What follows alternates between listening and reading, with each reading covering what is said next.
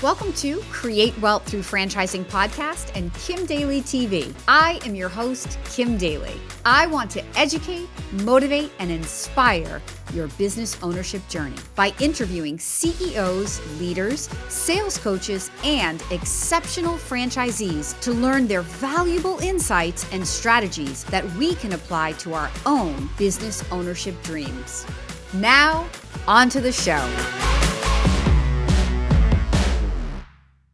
Welcome back to Create Wealth Through Franchising Podcast and Kim Daly TV. Our special guest with us here today, her name is Tina Boggs, and she lives outside of Atlanta in Buford, Georgia, and she is a franchisee with Seniors Helping Seniors.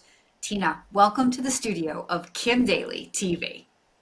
Thank you, Kim. So happy to be here. Thanks for inviting me. Oh, this is going to be so great. I am so happy to tell your story, for you to share your story with my listeners. So, Tina, I love to begin the conversation with franchisees at the beginning, right? Because a lot of times nobody really wakes up and says, oh, yeah, I'm going to go own a franchise, right? Like, that doesn't really happen too often. It's more like you find yourself at some crossroad in your life or you're stuck, you're trying to figure out a better way. So, what happened in your life that made you think, I think I want to own a business, and how did you end up at Seniors Helping Seniors? Well, it's a loaded question because it was quite a journey, quite honestly. I feel like God has shaped me to do this my entire life. So I started out in my career, I started out as an IT professional in corporate America. And for the first 10 years of my career, I was just climbing the corporate ladder and doing some pretty successful, great things.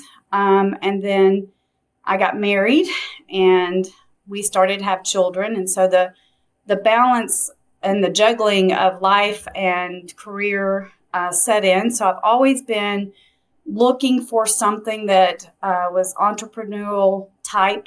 And so then after our wedding, both of our parents, my husband and I both had mothers that were still living, but our fathers had previously passed. And so shortly after we got married, both of our parents kind of took a turn and started to go into a decline. And for my mom, it was a 15-year decline. And so we were in and out of the hospitals, in and out of rehabs. And during this time, I'm trying to juggle her. I'm trying to juggle 2 new kids. I'm trying to juggle my career. So it's just a lot. And so I decided to take a sabbatical from IT in corporate America. And so I started dabbling into things that would help me be a little bit more flexible, allow me to do things more on my own time and my own schedule. So I went into financial planning. I got my life and health, my Series 6, my Series 7, my PNC. I got all this stuff, and I started trying to build a career in those areas. And something always seemed to happen that would pull me back to IT. I would have a colleague call and be like, I really need you to come back. Please come back. And so I'd end up going back. And I'd look at my husband. We both look at each other and go, I'm not really sure why we went down that path. But and so anyway, during that time, I was also, when I was doing my sabbatical, I was taking care of my mom. And I also got really involved in my church. I was the missions chair, and I went through Disciple. And through that experience, I had a really great pastor that was a great teacher, great mentor. And so in Disciple, I learned that your parents and your family is the hardest to minister to. And so I always worried about my mom. Even Jesus had to leave Nazareth, right? Yes, exactly. Exactly. So I always talked to my pastor about my mom, and I was worried about her faith, and I knew her time was drawing near, and I knew she was a believer, but didn't really, she didn't go to church or involved in any small groups or anything. So anyway, one day he said to me, Tina, you may not get confirmation of where your mom goes once she leaves this earth, but all you can do is show Christ through you while she's here. So one day I got that call that she had gone back into the hospital. So I went up to the hospital, and I never knew when the time was going to be that this would be the final moment. My mom was not someone who wanted to live on a machine, and she had COPD. And so I just never knew. Every time I got a call, I thought, this is it, right? So I went in and I decided to ask my mom to pray with her because we were not a family that had always prayed together, but through doing all of my mission stuff, I'd gotten confident and comfortable praying with people. So I asked her if I could pray with her, and she said yes. And so I prayed with her for the first time, which was a bit awkward and uncomfortable, but we did it. And after that, she went on to live for 2 more years, and it changed our relationship. She would talk to me about her faith. She would watch sermons on TV, and she would talk about what they meant to her, all these things. So then 2 years later, I just left her house, and anyway, we ended up. She wasn't feeling great, and she wanted me to come back over, and I had to get my 2 kids up for school the next day. So I was like, Mom, can I just get somebody to come sit with you?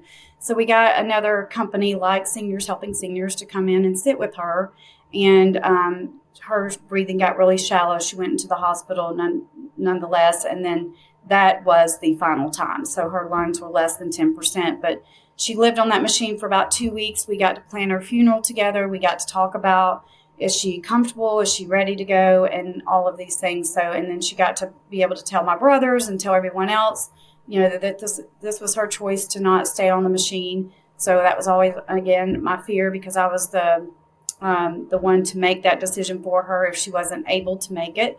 And so anyway, all that happened. And then one day they called us in and said, you need to come in. Your mom's probably not going to make it through the night. So we go up, everybody's in the room. I lay in the bed with her with a prayer bracelet through that night. She didn't move for 24 or more hours or say anything. And then my pastor, that same pastor, the next day came in. He walked over to the window and was looking out across the street to our church. And then my mom started to stir. And so we're all like gathering around the bed to see what she's trying to say. And she sat straight up in her bed, reached to the ceiling and said, I see Jesus, and pointed to my pastor for him to come over to her side.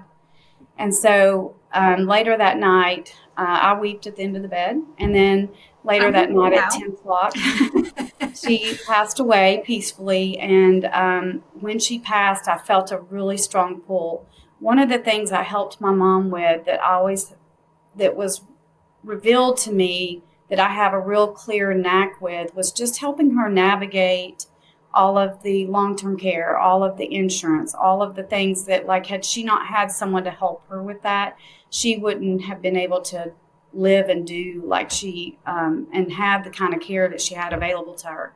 So anyway, I felt a really big pull for me to do something in the space, but being someone that was in IT for 30 plus years, I had no medical background. I had no knowledge of the medical industry. And so it was very hard. And I did try to apply to a few places, just thinking I was following his, where he wanted me.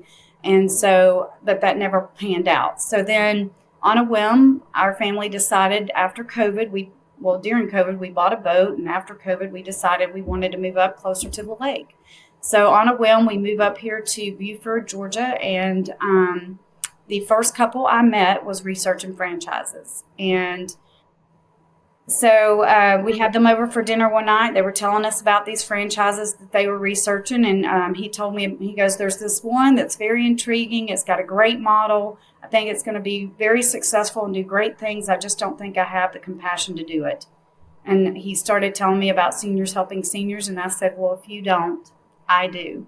Not knowing that my husband would ever get on this bandwagon in this journey with me. But after we sat into a few calls, my husband was supportive, and here we are 2 years later. That's such an amazing story. I'm like tearing up over here. So I want to rewind that and just fill in a couple of things I was thinking along the way, like the setup of, the grind and juggling kids and then juggling aging parents. Like, that's going to speak to so many listeners out there. I know that, Tina, because you're not alone in that, right? Like, all of us at some point, go through what you went through, and you just happen to be on both ends, raising kids and taking care of aging parents. I think there's a lot of people out there who go through that.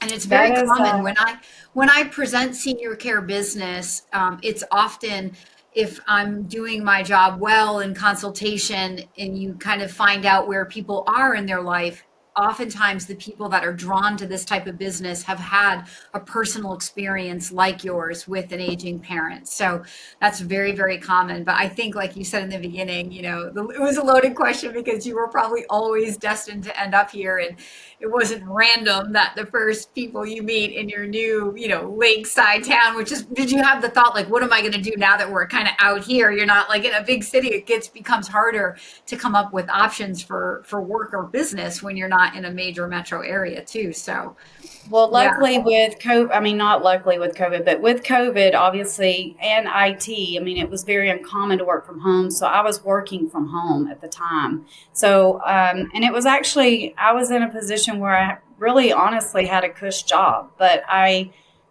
it was so empty, emotionally and spiritually, it was just empty for me. And so I say that seniors helping seniors, through all of my experience of being a financial planner and learning about life and health and long-term care, and then all of the liability insurance, the workers' comp, just everything that I needed to make this work. All of those things have helped me in being successful in this. And I say that it's, seniors helping seniors was like a glove. It fit perfectly, and it aligned my priorities, my purpose, and my passion. So It's so good. So you entered the market and you bought a couple of territories, and now you have 3 territories. So talk a little bit about that. What have you learned through the growth, and why did you go back and add on a 3rd territory? yeah, so I mean, I was the second agency in Georgia to start with seniors helping seniors, and I mean, obviously through the years they've been, doing this since 1998. But at the time I bought, there was only one other owner in Georgia, and so shortly after a short year, I looked at the map, and there's territories and new owners popping up everywhere. So it was just absolutely booming. And so I thought to myself at that time, if I really want to grow down the road, I really need to secure that 3rd territory. So I did. After a year in, I went back and bought a 3rd territory. I recommend that anybody doing this don't let, because we teetered between 2 or 3 when we first bought, but we let fear kind of stand in the way. And so there's a song that I even that is kind of my lead song with, telling my story. But it talks about fear and breaking the chains of fear. And so I would say to anyone out there that's looking, go ahead and don't let fear hold you back. Go ahead and get the larger amount of territories you're considering. And because it's cheaper in the long run, I mean, it cost me more to add on that 3rd territory than it would have if I'd have just done it from the beginning. So, but yeah, if you believe in obviously you're believing in what you're going after or purchasing. So just go ahead and bite the bullet. It's good advice because the franchisor is going to keep growing while you're growing your business head down, working on your new territories. And if you wanted that additional territory to make some sort of money or to have that potential to expand into, there's no right of first refusal in franchising, right? Good franchisors they're just helping the people that are there now, and you got to take it when you can. So to have it set aside, it's always equity, right? Because let's say that you buy a 3rd territory, decide 2 is enough, but by then the market has filled in. There's going to be somebody who abuts you who wished they had more, but they might have only got 1 territory, and now you have somebody who you could easily transfer that license to. So it's really good advice. It's also very common what you went through. I think, fear. I want to know the song too. Fear holds us back in so many ways, but especially with that, you really have to overcome your mindset. But look, you said yes, you got in. Hindsight's always 2020, so it's easier to look back, but you're doing great. So you've been in now for 2 years. Oh, and the other thing I wanted to comment on is, so COVID, while everybody worries, what if there's another pandemic? There are some industries like senior care that actually like blew up because of COVID, right? Like it blew up in a positive way where more people were like, get our elderly parents and grandparents out of that nursing home and turned to other options like in-home care. So the pandemic, recessions, things that again make people worried, fearful, don't always have negative impacts like as a consumer we may think. That's always why, a consultant's going to get in there and get into your mindset and challenge you to stay open and let the franchisor teach you what's actually happening versus what you may be assuming is happening. So thank you for pointing that out. So back to you, Tina. So you're 2 years in. Tell us a little bit about the IT professional, financial planner to, now really managing this, like, kind of what I call the staffing. It's a specialty niche staffing business, right? And how have you made that transition? What kind of new skills have you had to take on, and are you having fun? I'm absolutely having a blast. I will tell you that. Has it been easy? No. It's probably, I've always been someone that I felt like I could do anything. Anything that I set my mind to. That's just the way my mom raised me. And so, um, but I will say this has been one of the biggest challenges, obviously, but I absolutely could not. I mean, like again, I said throughout this, like I've always been looking for that entrepreneurial opportunity. I've dabbled in a lot of different things and just nothing ever really stuck. And so I would say that the reason that Seniors Helping Seniors is being so successful for me is because of the franchise support. So that has been essential. I really think that's been the big difference that's helped me to really get this off the ground. And, whether it's just from moral support or just good guidance where I don't make bad decisions that would put me into a pitfall of some sort. I mean, it just really have been phenomenal with their support and their guidance along the way. So definitely feel like that's contributed a lot to our success. I have to pinch myself some days to think this is real, that I'm really doing this. But I have a great team behind me. I've got, that was one of the hardest things, I think, is just finding the right people to come alongside me with the right hearts and the right mentality, that wanted to do this and that has a passion for our seniors. And so, that is something that we look for with, all of our caregivers. We look at their hearts. We find people who have servant hearts. And if you're just looking for a job to make money, and you really, don't have a passion for seniors, you're not a fit with us. And so, I've got a team that knows how to look for that and detect for that. And so been very blessed to have, the girls that are helping me to do this. But yeah, it's awesome because I get the freedom of choosing my own thing,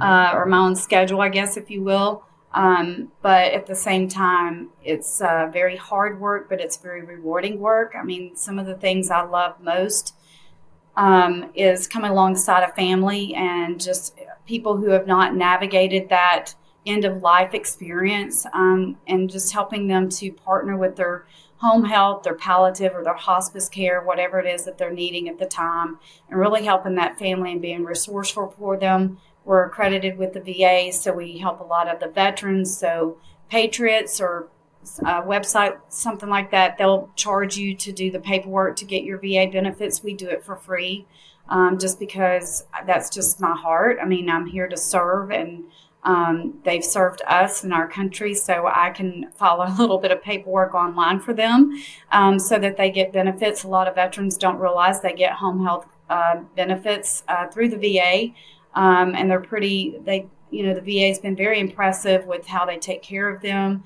I had a guy yesterday, I told him about it, and he went and the same day got his benefits activated. So we help them file those forms if they need it. If they're already being seen by a VA doctor, they're already eligible for it. All they got to do is ask, but they just don't know. So we try to educate and help people to know those things. But That's so good. I have so many questions I want to ask you. I want to go back just to the comment about your husband and getting him on board.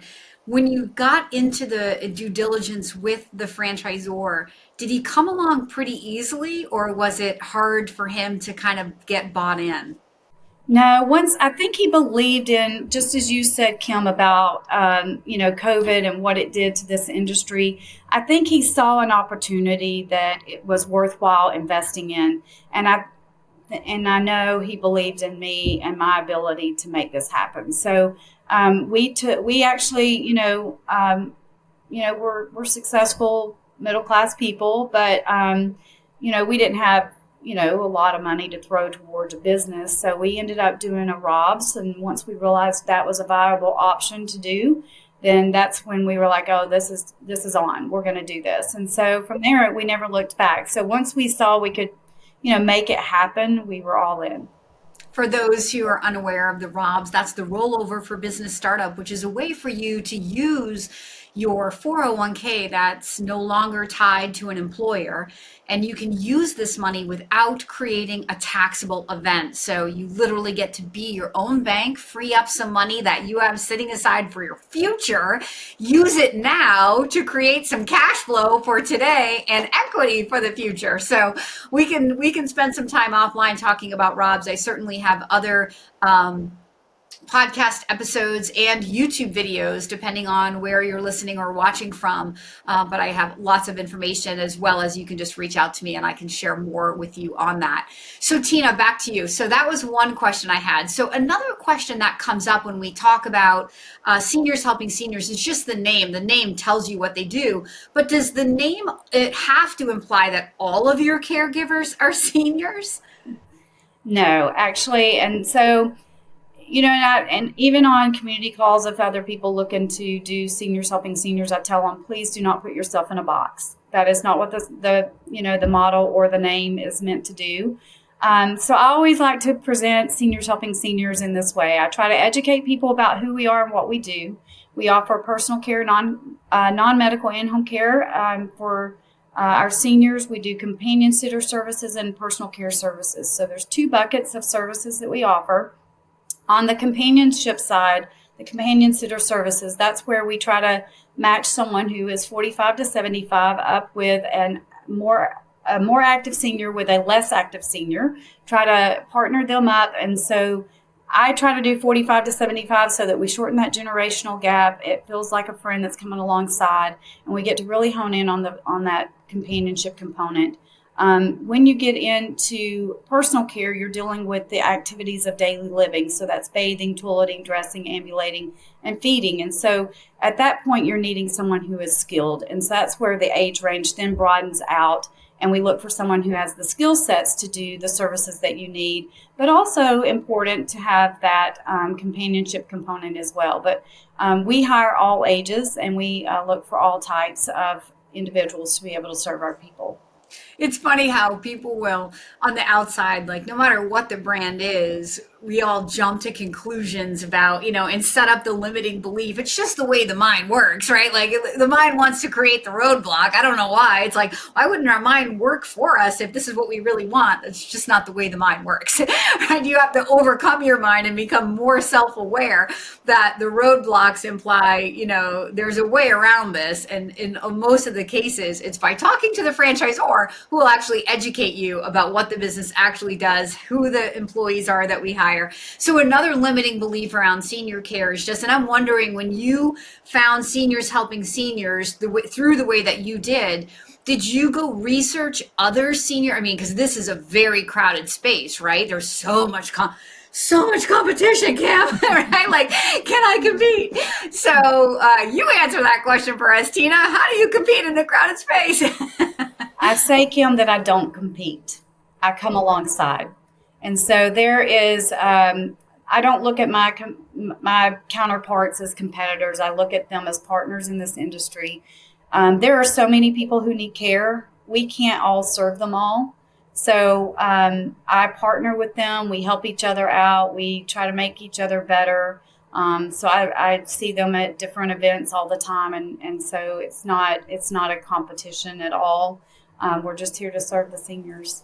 Isn't that amazing? The most successful people in business never look at the competition. Like, they don't look at it as competition. That was the most beautifully inspired answer. I love that. Oh, so good. I'm going to hug you. That's not to say that I jumped in without doing my research. I will say that. Obviously we researched. Yes. So to your point, though, you do want to do your homework.